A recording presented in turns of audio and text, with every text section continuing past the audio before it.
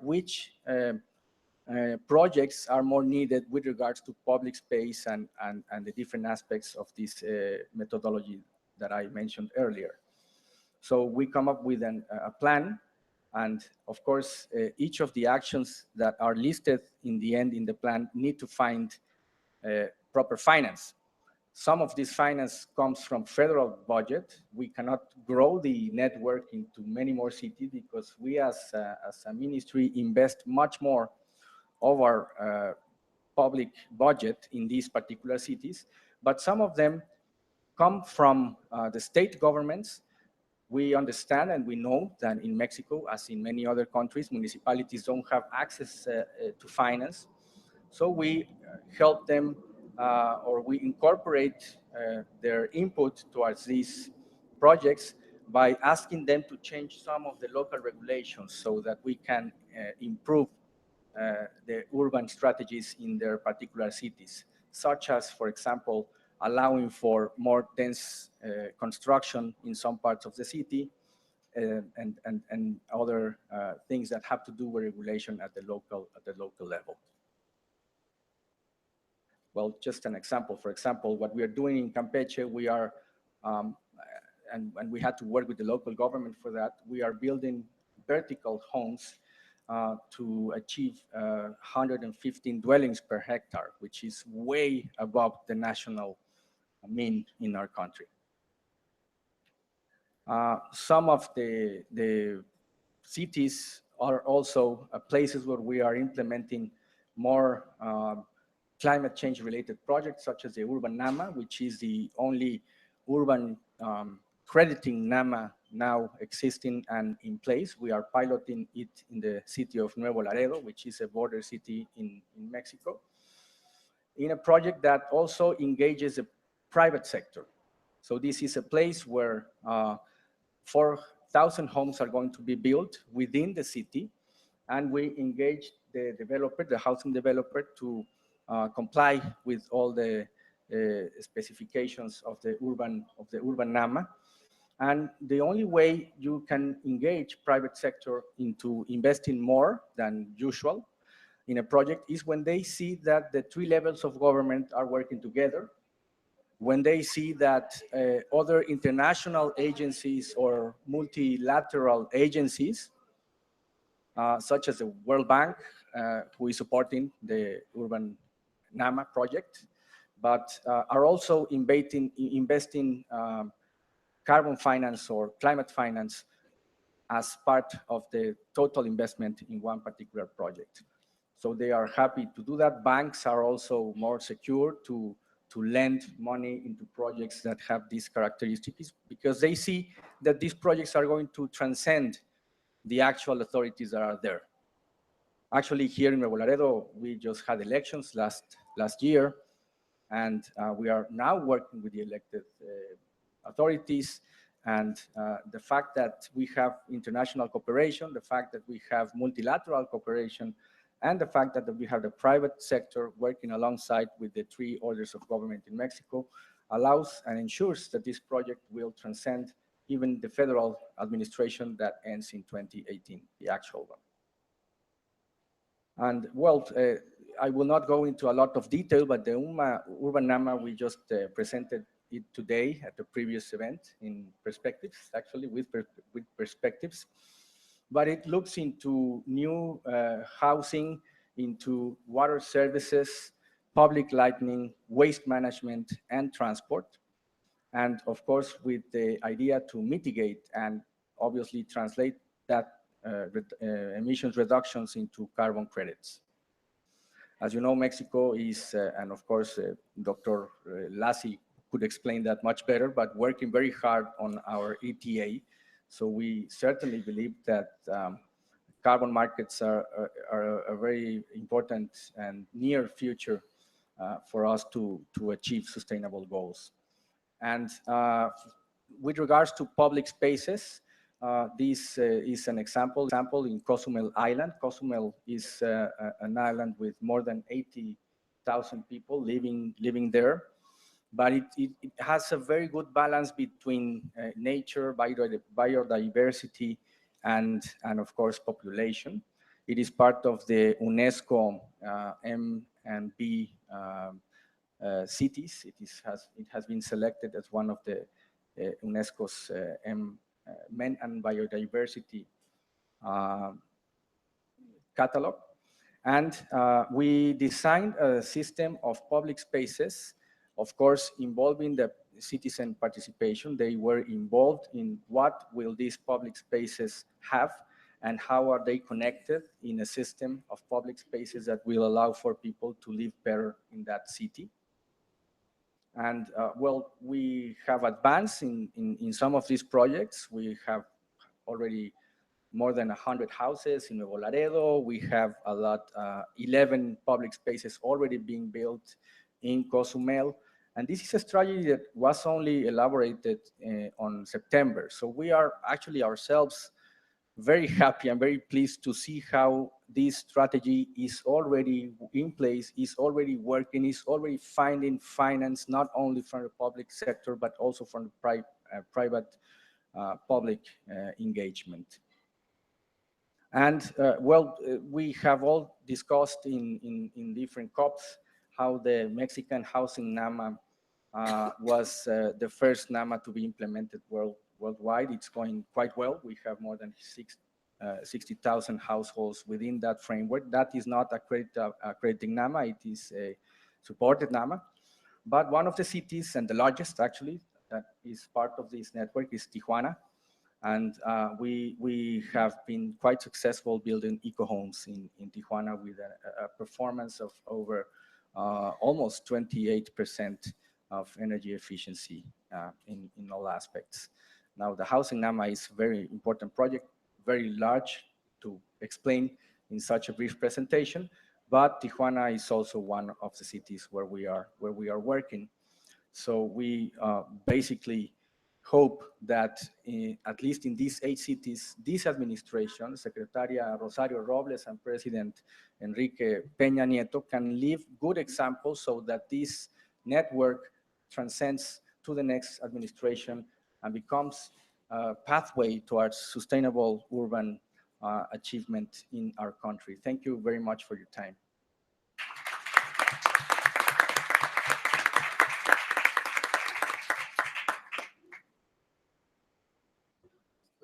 Thank you, Jorge, Dr. Wolpert.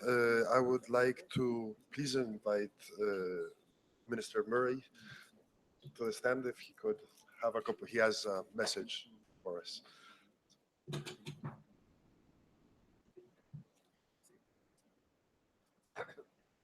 Thank you very much, and it's great to be with my friend Rodolfo and Jorge. Thank you very much. I just want to say a few personal things, if I may, for a short period. I've been watching Rodolfo, who I call a friend, over a few years now, working in incredibly challenging times. Many parts of Canada are dependent on oil, and when oil prices drop, it has pretty catastrophic implications for our budgets. So this has not been a time to be in an environment with a bounty of resources. And I think there are very few people in North America that have had the kind of impact and have represented Mexico so well and made so many friends for Mexico. And can we just give him a round of applause? I just don't think.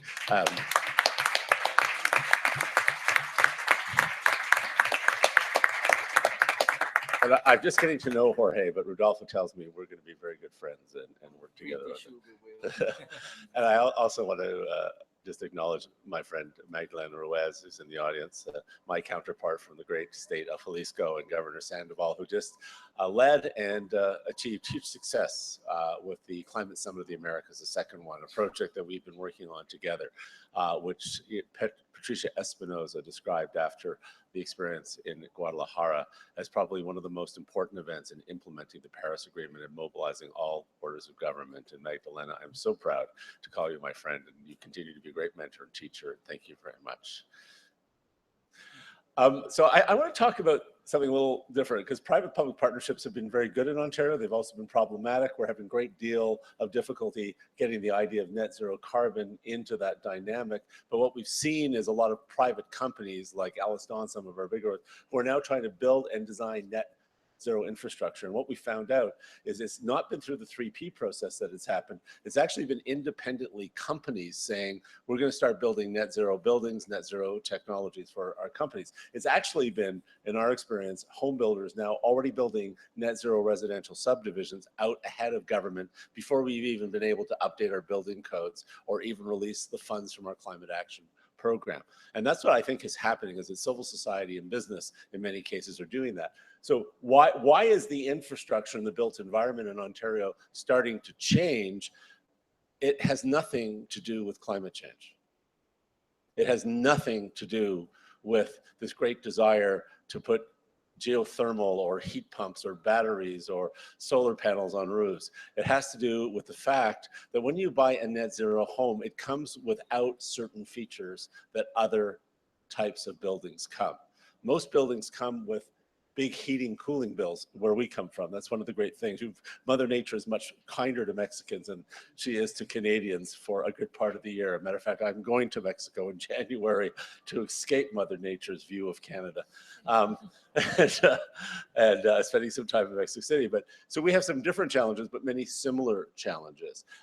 So these buildings, because of the 17 degrees Celsius temperature that's constant, a couple of meters below our surface, we can heat and cool our homes without having to do anything that just circulate the air. And that makes heating and cooling almost free. We use solar and inverters, and we integrate different technologies now. That means that in a redistributed energy system, homes can now generate all the energy they need and sell it back into the grid. Now, these are models in certainly the energy side that Mexico and Canada could be developing together to increase affordability and include social equity. And there are different strategic advantages that we have. And our relationship, I think, is going to be different going forward. We had a prime minister who pulled us out of Kyoto, who massively increased subsidies for natural gas. And for 10 years, up until a year ago, after our last federal election, we weren't allowed to even have the word climate change on federal provincial tables. But Ontario closed all its coal plants, the largest greenhouse gas emissions reductions in North America. We introduced cap and trade. Quebec before us introduced cap and trade. British Columbia introduced a myriad of programs and the first carbon tax, along with Mexico in North America. We did more on climate action. We're way below 1990 levels. We're meeting our Kyoto commitments in Quebec and Ontario, and you heard Premier Couillard, if you're in the room, a little earlier. So we mobilized states and municipal governments to do what our federal government was not willing to do. Mexico doesn't have that problem. Mexico has excellent leadership at the federal level. Maybe that's why Mother Nature is kinder to you than she is to us. And we're looking now at the United States as Governor Inslee in Washington, Governor Brown, the two of them in California, and in Oregon, Governor Cuomo, and all across. We think there's a great chance for a municipal and state-led clean technology revolution that may even accelerate now because of the space that's been opened up. But the other place we're looking for is Mexico, because we think that there's an opportunity for a much closer relationship between Canada and Mexico. Now, our systems are very different. Our national government is relatively weak in all of the areas of urban development, energy, housing, and transportation. Those are all the responsibilities of the province. On our partnerships with the states like Jalisco and Nuevo Leon, and many who we have very close relationships with, are also triangulated because of those governors' close relationships with their national governments. So we're working very carefully. But we always can solve problems together. And I want to give an example. It's a little one step away from this, but I think it's illustrative if we listen to each other, how we can help each other. So when I was mayor of Winnipeg, I chaired something called the Mid-Continental Trade Corridor, which was a coalition of Mexican, American, and Canadian cities. And I was down in Monterrey one day, and I met with a whole bunch of people from Jalisco and other areas, and they wanted to talk to me about oranges. And oranges were not being sold into the United States because the American government at the time has decided that their quality and their risks to disease, they didn't allow it. The Canadian food inspectors, however, thought these oranges were absolutely perfect and marvelous. And so we were sitting over dinner one night at one of my friend's house, the mayor of Monterrey at the time, and I said, well, we like oranges in Canada. We have a lot of agriculture because it was winter. All our agricultural areas, our warehouses were all empty. because we use wheat and we don't grow food outside in the winter. So within about 3 weeks of getting back to Manitoba, Premier Durer and I at the time, who was later the Canadian ambassador to the US, put together a deal with some of the governors and the mayors. And within about a month, all of those oranges were being sealed in huge containers, put on trains, zipped right across the United States, and were distributed all across Canada through our food distribution system. And ever since, Canadians eat more oranges from Mexico than they eat from the United States, because my grandmother always used to say, God never hits with a stick, be careful what you do, it may come back at you in ways you hadn't intended. Canadians decided they liked Mexican oranges better. So you're hard pressed to find American oranges in many of our grocery stores today because of that. But I say that because we often don't take the time, because we see each other as so far away that we can be each other's best friends. And when we're doing autonomous vehicles, Ontario is second only to Mexico in North America for automobile production. We have a center for autonomous vehicles. We have different types of income class. How do we reorganize our cities when we don't own a car? Because we have air quality. When we close coal plants in Ontario, our smog, we went from 56 smog days a year to 0. And I know we still have challenges in many of our big and industrial cities with air quality. We have each solved different problems. A redistributive center, or redistributive communication cell towers, we still have lines, pipes, and cables. How do we build these things? So one of the things that we talked about this with South Australia, is could we start pairing up? Could we match Mexican communities and jurisdictions and say, in this rural community, this is what net zero looks like and food security issues look like and no-till policies and those kinds of things. Could we look at some of our downtowns? Because we have a group in Toronto and in Hamilton, it's one of our bigger cities, commercial cities, that is doing a net zero model. Could we link those mayors and those business leaders to co-develop net zero communities together in urban and commercial environments? Could we partner in reinforcing each other's economic opportunities by doing that? So I think there's an opportunity that in North America, both the government of Canada and the government of Mexico are looking to become fast friends. So let's try to find some, you talked to us about where our local governments, our state and regional governments, and our national governments, and our community leadership can find a series of urban development projects along the lines of what Jorge just did, and see if we can be each other's labs. I think we've always been able to solve each other's problems before and see opportunities. So let's try and take a run at that again. So thank you very much. I've always been honored to be part of any event with my Mexican brothers and sisters. So God bless. Thank you very much, and thank you for including me today.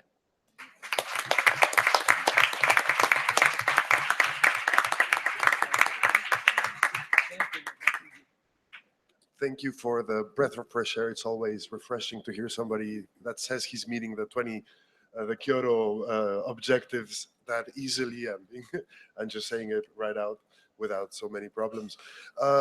Please help me welcome right now Mr. Mark Radke, Chief of Climate Energy Technology Branch from the UNEP. Thank you. If you don't mind, I'll just sit here. So. Well, thank you as well for the invitation. I'm delighted to be here.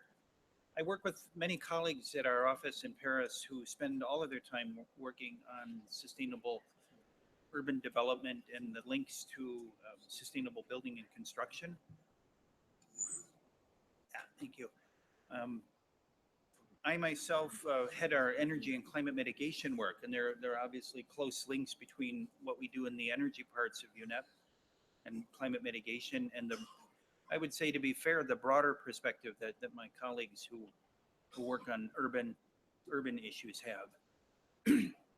We are at heart, of course, an environmental organization. We cast much of what we do in the rubric of sustainable development, but I thought it fitting to just remind us, as we're here at a climate change conference of the parties, about the impacts of buildings and urban environments on our climate. And we all know that there are increasing trends of urbanization. I hadn't realized that Mexico was quite so urbanized, but you are perhaps a vision of the future when it comes to density or at least urbanization trends. But cities, the net fact is that cities consume a disproportional amount of water, of energy, of the amount that goes into to transport electricity consumption in particular. And with population growth and urbanization, the global stock of buildings, for example, and I think Jennifer might elaborate on this, it's estimated to almost double in the period up to 2050.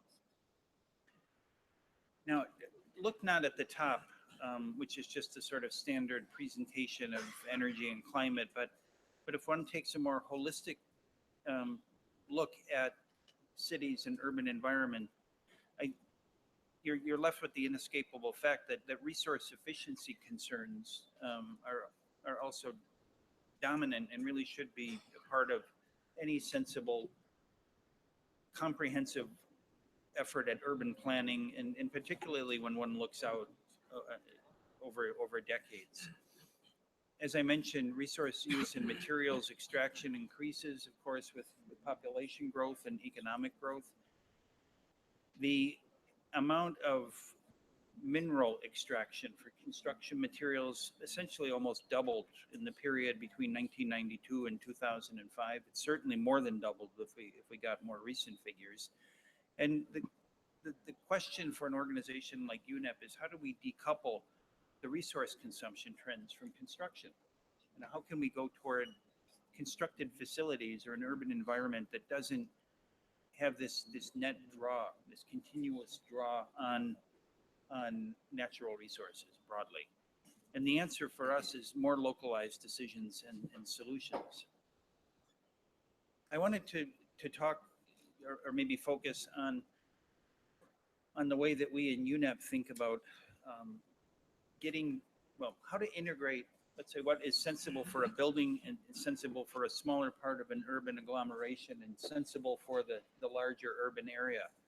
And really what this requires is a sort of broad lateral thinking that breaks down the sorts of barriers that we often see existing in distinct professions or areas of practice. You know, if you get buildings people together, they can have a wonderful time talking about how to optimize a building.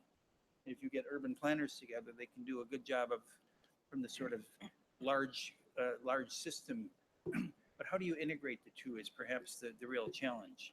And we often think of buildings as the connecting point to better infrastructure. So thinking of buildings not as only providing a habitable space, but what are their links to transport infrastructure? What are the links to energy demand? And basically looking at the building as an opportunity to get better, not only on the building, but also on these other elements. So let me give a specific example. Building integrated PV or PV panels, low energy demand, let's say net zero buildings that were linked to electric vehicles, where the vehicle battery becomes a buffer or a storage element in the electricity system. This is the type of broader thinking that I believe, I don't want to say that you would need in Mexico because I'm not familiar with how broad it is, but basically when looking at the totality of the building as it fits within the urban environment. An area in which we are doing a lot in UNEP is on district energy systems, and I don't know whether that has been an element of your planning in Mexico, but district energy systems are very widely used in certain parts of Asia, in Europe in particular. But there are very large system efficiency gains from having heat and cooling provided from a central system and using pipes to distribute that energy, space heating and space cooling energy on a broader system level. Where one gets the energy is actually very interesting. You could combine heat and power. Waste heat from industrial facilities is often common in countries like China. We've done some interesting work in China with taking waste heat from steel mills, for example. and helping the city come up with the plan for the infrastructure, the district energy system that will take that waste heat and pipe it, in a sense, to individual dwellings and displace the burning of coal or equivalent. A good district energy system allows as well for the integration of renewable energy. It can act like a large battery in a sense for load balancing. So you have to think that you have a very large buffer in the system that allows for a more efficient design overall. All of this, in a sense, leads to reduced greenhouse gas emissions. But if you think of the alternative of having, let's say, a heating or cooling in every home or every business, there are certainly gains in terms of the amenity, the livability, reductions in air pollution, a more enjoyable urban space, I guess. And I wanted to focus on district energy because it is actually a very complementary part of the program that Jennifer, I think, will describe, where under a large initiative launched by the UN Secretary General Ban Ki-moon, we are looking at efficiency gains in different areas. So buildings, district energy, appliances, vehicles, and so on, and taking them category by category. And what we found is that the work on the buildings energy efficiency accelerator is very closely linked conceptually and in practice with the work on district energy systems. I mean, much depends on the density, of course. They don't work in rural areas, but we see great promise for expansion of district energy and district cooling. A final slide, you mentioned partnership and leadership and learning from one another and sharing of experiences. So with the French government at COP21, we launched with many partners something called the Global Alliance for Buildings and Construction. It's only 1 year old and it has some good growth potential ahead of it, but 20 countries, 60 organizations came together as part of the Lima Paris Action Agenda. The principles are communication, collaboration, and identifying solutions. And then we have working groups as part of this alliance that are pooling best practice and sharing information on such things as what are the sensible public policies and how do you put them in place? How do you finance all this? What type of measures and indicators can we use to provide credible evidence that that sustainable buildings do actually bring large returns to those who invest in them and so on. So we released here in Marrakesh a first-year progress report on the building and climate global status report, and it has elements that you might find useful in your own work. Thank you very much.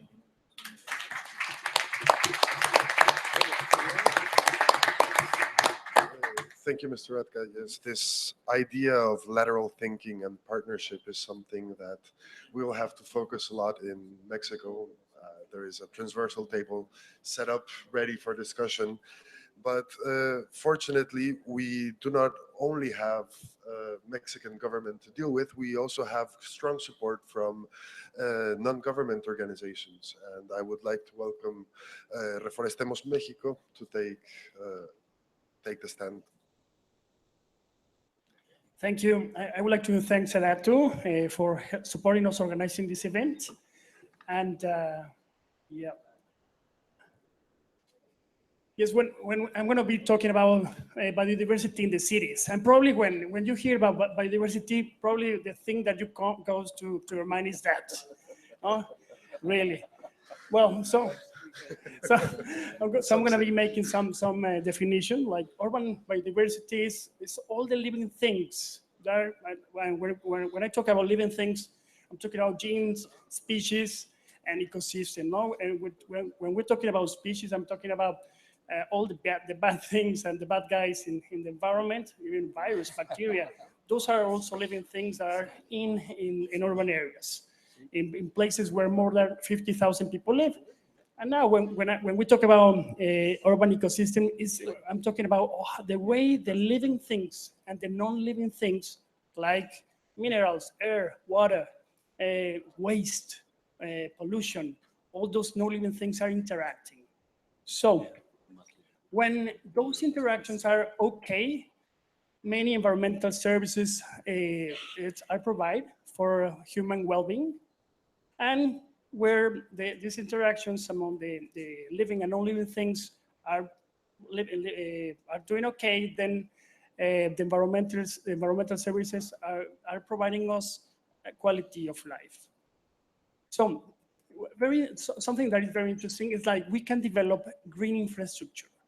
So what is this? Is when when there are human interventions, when there's a human investment to enhance the capacity of nature to provide those environmental services. And in the picture you are seeing what's the name of the humedales? Thank you. The wetland. This is a wetland in London, and they invested here because they are trying to prevent floods by this watershed, this wetland. Sorry, and they also this kind of ecosystem are supporting us to clean the water in a more natural and more efficient way. Even if you compare the cost of how much does it cost to clean water with wetlands, it's about 10 times less than if you use technology. So it also saves us energy and etc. It's quite efficient. Nevertheless, it requires some space to do it. And when we talk about green infrastructure, we also talk about parks. They are very important in the green infrastructure in the cities, and because they provide health for the people. People go there, exercise, they generate clean air. They have a cooling effect in the cities, like probably 3 or 4 degrees when there's a forest cover, a lot of canopy in the cities. It reduces the temperature in the city a lot. And also the parks are very useful for environmental education, where children can go there and have an experience with nature. And that is very useful to create the future citizens. The green areas are very important for social integration. People go there, socialize, make friends, and so they're going to be kept busy. And if there are plenty of these spaces in the city, then violence or gangs are reduced. So it's good to have them. So it's good for your health, also for your mind, it has a very good psychological effect. And if you have the chance to go to the Majorel Garden here in Marrakech, I went there a couple of days on Saturday, it was on Sunday, and I was very stressing out, and I get there, and it's really, really cool. So be there. So the World Health Organization is suggesting the cities to have at least 9 square meters per habitant, which is really like the optimal. Below that is not cool. And why? Because if there are no enough trees, then it's going to be the cities are going to be quite vulnerable to heat waves.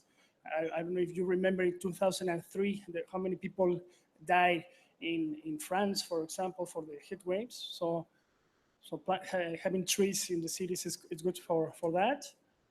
Also, I mean, if there's plenty of trees, you are also supporting the watershed, so it's going to be good for the water in terms of quantity and quality.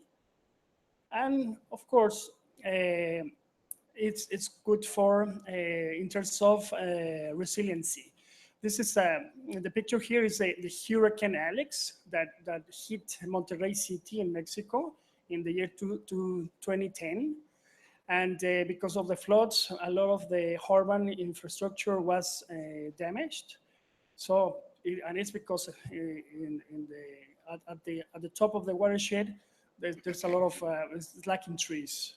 So it is a great challenge then to be able to provide green areas for all. And there is some NGOs can participate, and it's a good opportunity for us. I mean, this is one example of what the work of one NGO that is based in Monterrey, because they are planting big trees with corporations. I mean, look at the size of that. And it's quite costly, but their goal is to plant about 600,000 trees in Monterrey to reduce the temperature about 2.5 Celsius in the city. In Monterrey city gets quite hot in springtime. And in Mexico City, like the Ministry for the Environment invited corporations to plant trees, because they were like, I don't know if you remember this year, there was a lot of media problems because the air quality was terrible, and people stopped using their cars because they weren't allowed to ride every day. Therefore, the government of Mexico City invited the corporations, and a couple of companies, Bimbo, Banamex, invited us just to plant trees in the Santa Fe region, which is like the financial the district in Mexico City. And it's quite cool to see, like in a week you can change the environment. It's very costly. I mean, this is not probably the most efficient thing to do.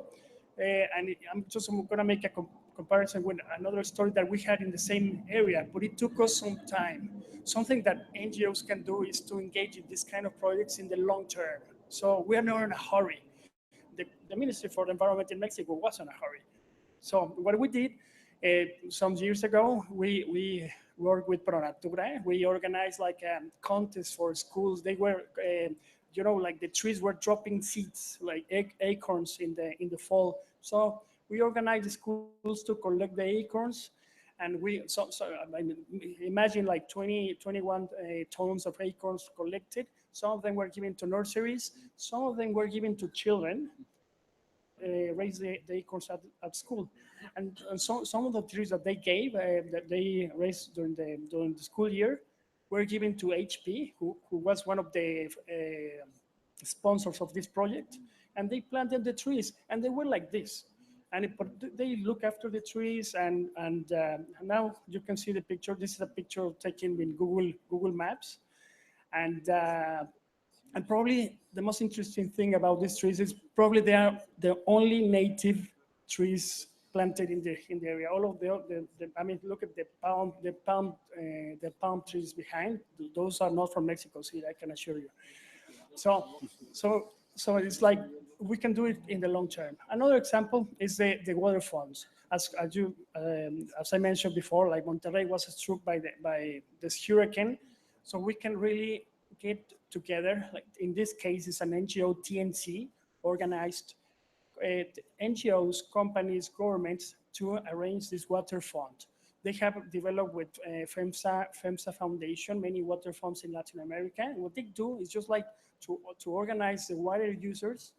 They pay, and they pay for the water, and the money goes. It's managed by a trust. And the money is directed to watershed conservation and restoration. And it's a great opportunity just to be doing things in the long term. And it provides another opportunities to work in synergy with other NGOs. For example, this is a couple of group of people, some from Guadalajara, they work closely to Magda in the state of Jalisco, and the guys from Monterrey. And what they do is just they organize. They are urban young people, and they organize more young people to get volunteers to plant trees in a voluntary way in the watershed. And so it makes perfect synergy with the water funds, because the corporations are paying for it. They know that something is happening on the field. They can see the results, and they engage in a more long-term way. So it's a great opportunity for corporate social responsibility. It's good for their GRI reports, etc. So we're also trying to use technology for promoting voluntary participation, because it's not only about putting the hands on the soil, it's about providing information. So there are many apps that have been developed, that have been developing, and some of them can provide information about how the state of biodiversity in the cities are. There might be some plagues, there might be some problems, and so this kind of technology could be very useful for land planning. And I mean, we made a partnership with MTV, and we like launched like this event in Mexico City. It was like this MTV Disruptive, and we asked young people, geeks, technology geeks, to give us ideas about how to develop an app in order to find those places in Mexico City that are suited for planting trees. Because probably you're walking on the sidewalk and you see the places where you can do it, but we cannot do it as an NGO, but probably voluntary can do it, and that is it's going to be very helpful. So another example is like in this case, this is the Index for Sustainable and Competitive Cities that is developed by the Mexican Institute for Competitiveness. It is an index that all the local governments all the cities are following because they want to be ranking high. They don't want to be low in the rankings. So this is a great opportunity for to giving ideas and suggestions for local governments to implement best practices to improve sustainability. This is really cool. Nevertheless, the local governments have to do so many things. They have to be thinking water, space, traffic, and bicycles, and so many things that biodiversity probably is not the top list in their priorities. Therefore, what we are doing in Mexico now is trying to get more NGOs. We develop like the tree network for sustainable development, like we take into to this the sustainable development goal, the SDGs, they're going to be here until the year 2030, and it's a great opportunity to be talking in this language. And like as Jorge was talking before, like the number 11th goal is linked to sustainable cities, and we are like thinking about developing like a seal, like a recognition for local governments when they are implementing good practices related to trees. So it's something that it would be very cool to work with SEDATU, and probably we can develop it together. And but we also have to be seeing the landscape in a more holistic way. So we developed the first forest competitiveness index, and we are ranking. We're doing this ranking for the subnational governments.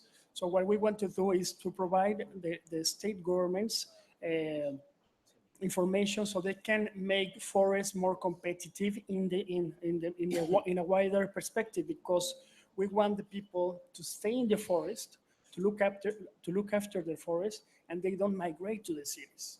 So if we make these forests competitive, so they are going to be able just to live from the forest. And we are defining forest competitiveness as the capacity that has the forest to attract and to retain talent and investment to produce wealth without deforestation.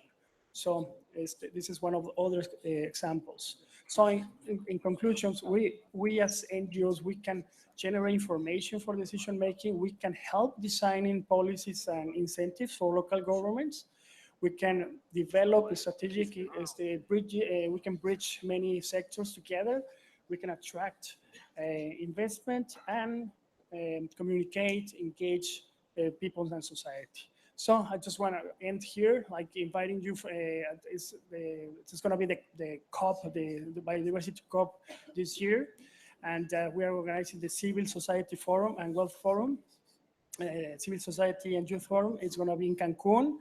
So one of the topics that are going to be discussed is biodiversity in the urban areas. So please make sure you can make it. Thank you very much.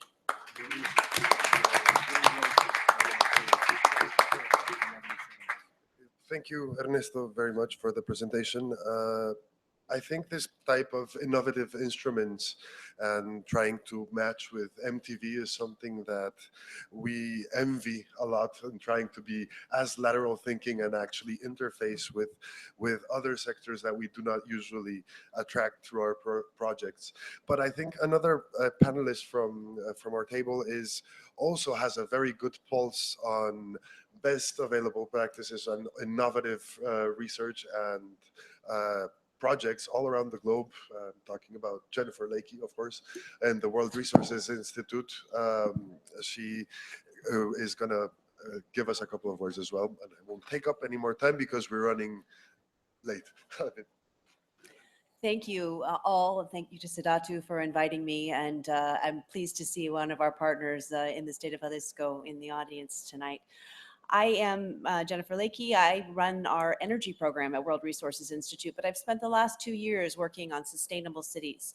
And I want to share a few of thoughts with all of you as we reflect on the important announcements that Mexico has been making with regards to achieving sustainable cities and the federal government's leadership in Mexico in taking on this opportunity and challenge. 3 things important for me to convey. First of all, the time is now. I have been watching as Mexico has begun to take on these initiatives with regards to technology diversification in its energy sector, looking at policy opportunities to reform and reshape the cities in Mexico and how they are planned and how the states work with the cities around the deployment of technology and new planning solutions. And finally, the technology is not the only answer. There needs to be capacity, human capacity. The educational system needs to bring architects who understand passive design, who are beginning to think about and integrate transit-oriented development, building cities for people, not for cars. And in fact, Mexico is helping redefine this in the context of becoming a more productive society and economy, in providing a better livelihood and lifestyle for its people, and in thinking about the opportunities to be leaders, not just at home, but abroad. And it is with that spirit that Mexico has taken on these NAMAS projects and the important work it's been announcing over the course of these past several months, including the 8 cities, Sustainable Cities Network that Jorge mentioned a minute ago. The work in the cities links very importantly to our agenda around sustainable development at World Resources Institute. I've had the honor and the privilege over the past few years of working in Mexico on some of those city projects, and my colleague Julia Martinez is in Mexico City and leads much of that work.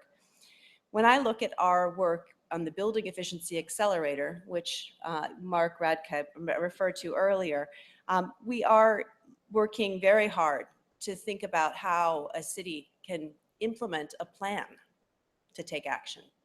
And part of the transaction is to help cities with that pathway, to build the capacity, to make them familiar with the technology and begin to work in a multi-stakeholder process to design for the outcomes that they're looking for. So our Building Efficiency Accelerator work really focuses on those kinds of very tangible questions that cities have. They need to think about, in the case of Mexico City, how do you implement a building code that has been part of the national framework for many years, but has not been applied at the local level, has not been adapted for the local conditions, and has not been adopted. When we look at the integration of technologies and thinking about opting for technologies that are not the lowest cost technologies at the outset, the first cost barrier is a challenge. How do you think about financing that transition and paying for the incremental additional cost? The NAMA's work really gets to the heart of that question in allowing for finance to come in to pay the incremental cost, knowing that the life cycle cost of those technologies offers people more income in their pockets on a daily basis to pursue the kinds of goals they have for themselves and their families. So in thinking about the transition from where we have been to where we're going, I would say the way we do this is through the stakeholder engagement processes that we have heard from our NGO colleagues and from our business colleagues and from our national government representatives in Canada and in Mexico. That it takes all of us to sit down and talk about those planning changes. We're pleased to be doing that in the context of transit-oriented development programs in Jalisco and Guadalajara from World Resources Institute supporting the city and the state. We're pleased to be doing this in the Building Efficiency Accelerator work, and we're very excited for the many projects to come. So with that, let me thank you for your leadership. Let me thank all of you for the opportunity to be here, and let me offer our collaboration in your agenda going forward.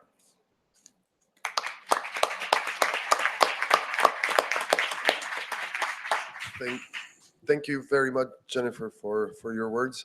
And now I would like to invite Marta Castillo from CAF to give us a few words, because definitely without financing institutions, none of this would be possible. Thank you. Thanks for the invitation. And I would like to start talking about what we are doing in terms of the cities and climate change. First of all, and say that we are trying to do something different, and we are trying because usually we are working in cities in terms of the sectors, different sectors. And in the last 2 years, we have been trying to work in a different perspective. We are trying to put together the different sectors in the cities, the different sectors in a different approach for the cities. In this context, what we have in the 3 weeks ago in Habitat 3, one of the conclusions that we saw in the conference was, of course, Latin America is one of the most urban cities in the world. 80% of the population is living in the cities, but more than 20% live in poverty, more than 25% living in informal settlements. We have huge levels of inequalities around the cities. The vulnerability to the climate change is huge, and the competitive of the cities is really, really low. Only 10 cities in the region are included in the International Index of Competitive. In this context, when we are trying to think in climate change, I mean, we are thinking in the cities in terms of the sustainable development. And in that context, what I can say that we are trying to do is trying to put together some practices that we are looking in some cities. We are working in transport, we are working in energy, we are trying to identify low carbon options for the cities. We know there are many, many cities with problems in terms of vulnerability, but how we can help our cities in our region to be more sustainable in the future. We know we are growing really, really fast in the whole region. We are growing different to another regions in around the world. And we're trying to do right now, and some of the recommendations that we have from our experience, it's that we need to do something in the early moment of the cities, when the cities are starting with the planning and when they are trying to put together all the new projects for the cities, but it's not easy. That's the best way to put the climate change factor in the cities, but it's not easy because sometimes the political calendar is completely different to the project.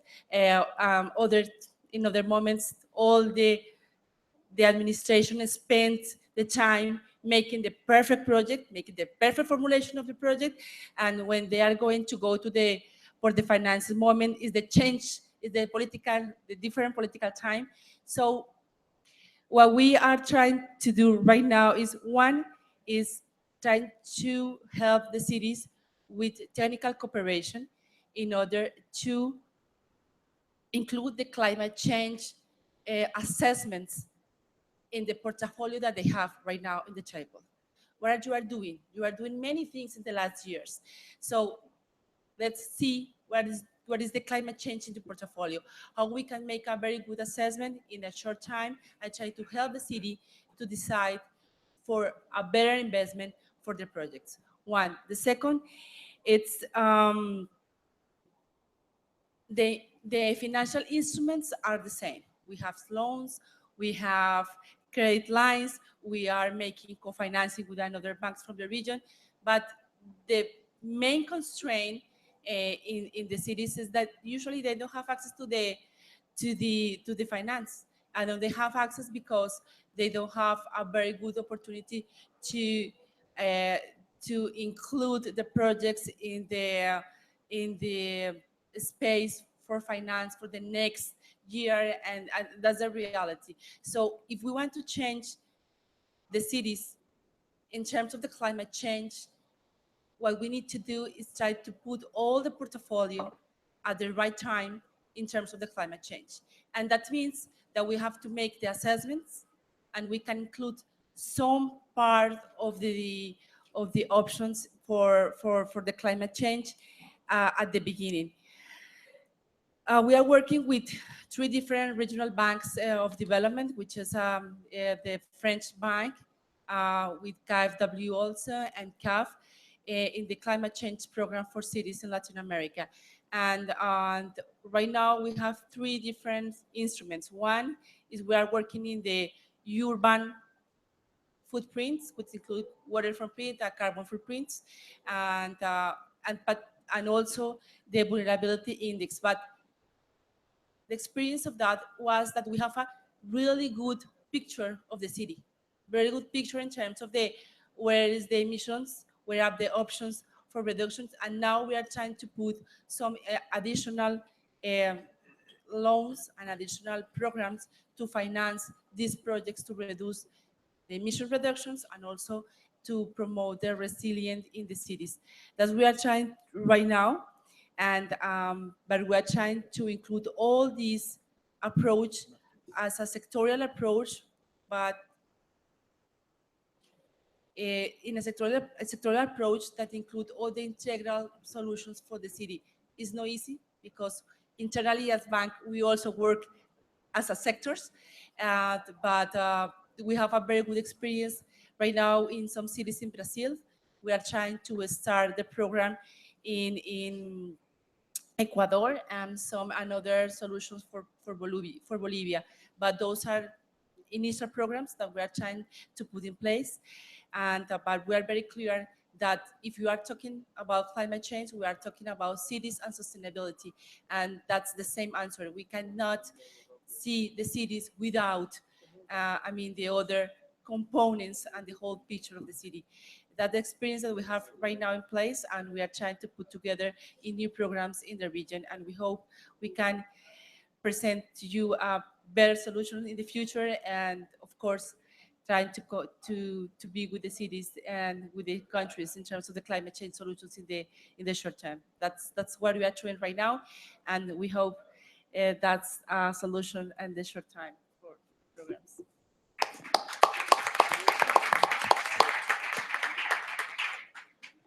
Thank you very much, Ms. Castillo.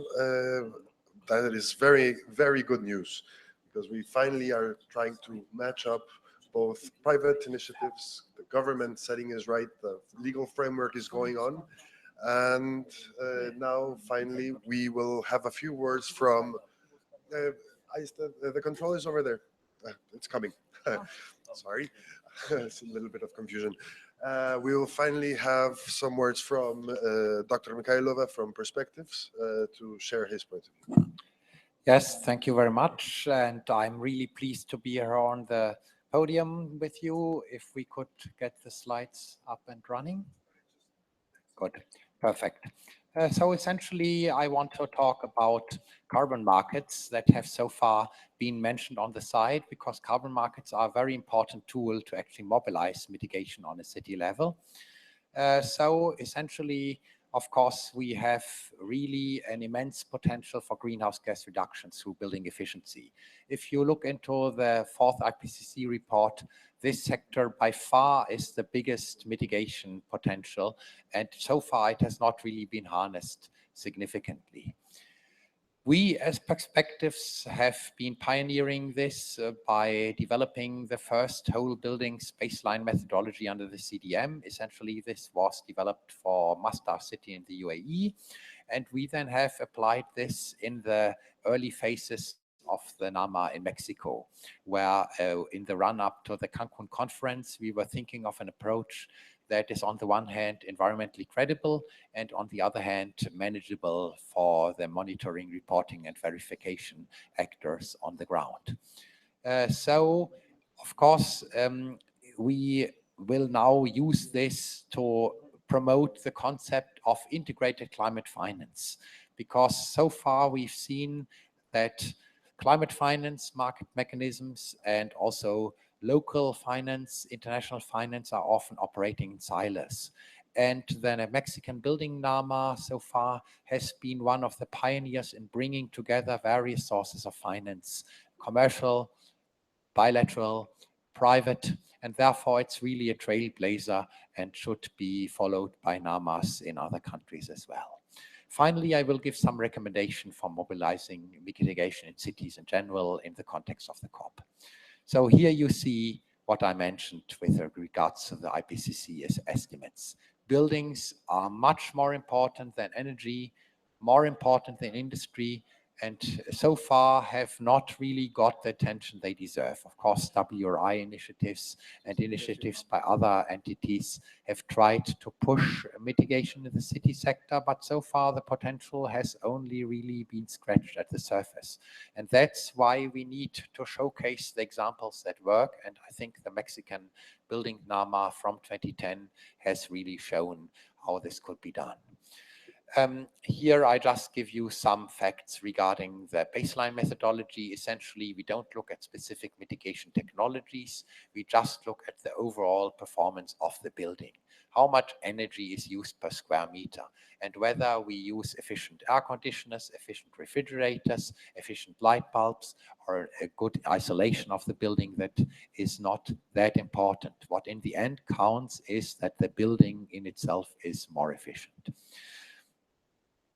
Here I want to illustrate this concept of integrated climate finance, which should feed into NAMAs and which of course makes an important use of the carbon market mechanisms. So there are certain measures that are beneficial both for the private sector and the society as a whole. Those need removal of technical barriers, that they need removal of awareness barriers, but overall they don't really need financing. So those can be the unilateral components of an AMA. And Mexico, for example, by promoting the Hipoteca Verde concept, was already removing such barriers, but of course didn't have enough finance to go beyond. And that's now when we look at the more costly measures that, of course, first the carbon market could provide the incentives to actually mobilize. And I really congratulate Mexico, for example, to the carbon tax, which gives an incentive to mobilize the low-cost measures. But then we have the measures that go beyond, that are more costly and that are necessary to reach the ambition of the Paris Agreement. And they need a combination.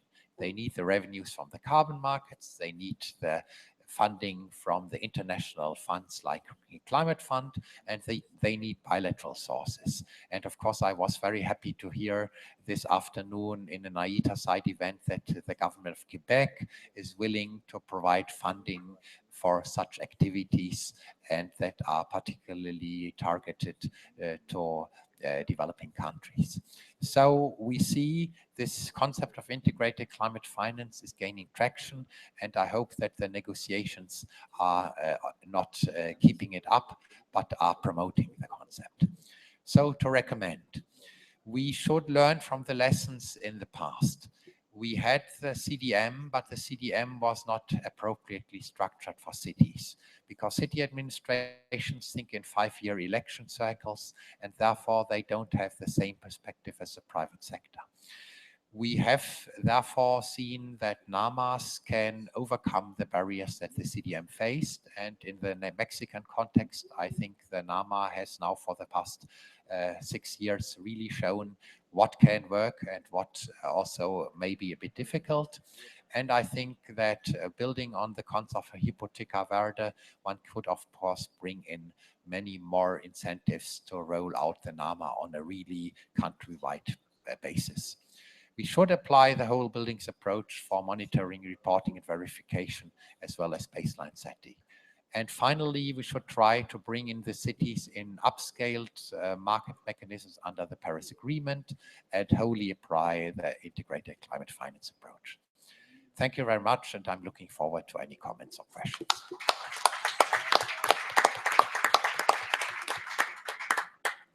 Thank you, Dr. Mikhailova, for your words. So do I. I have a ton of questions. However, I think they turn off the air conditioning at 8, and so it's going to get really warm, and we will not be able to do a formal session of question and answers, but I will invite the panelists to stay around for a bit with the public and talk in a more informal way, if possible. So I would like to just ask Dr. Jorge Wolpert to give a closing statement, remark. Thank you. Well, thank you. Thank you very much, Tomek, for your kind help. And to my colleagues, I want to recognize important effort by different consultants and institutions within the SEDATU sector. SHF is here present. Consultants from the Urban NAMA working very hard with Mexico, and of course to recognize Amparo from INEC here with us, and of course Magda from Jalisco. We are very pleased, and I like the fact that Mexico has been working in creating a very comprehensive and thorough group towards climate change initiatives, but SEDATU follows the Ministry of the Environment, and of Julia Martinez, of course, as well. SEDATU follows in climate action the leadership from the Ministry of the Environment, which is why this is an event for the COP in Mexico, official event, and I would much rather like to have Dr. Lassi giving the closing remarks for this side event. Thank you indeed very much, you all.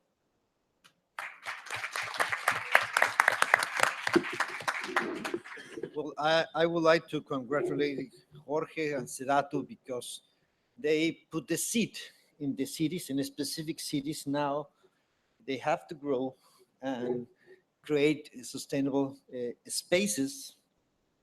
You mentioned as a polygons. And after that, we are expecting to really begin to create sustainable cities. Thank you very much for being here with us. And we have an agenda of decisions this week, political decisions that will be very important, with clear message for the future. And I'm sure that our ministers, the chief of the states and the presidents will send the message to the right person and take this climate change agenda seriously. Thank you very much. Have a good day.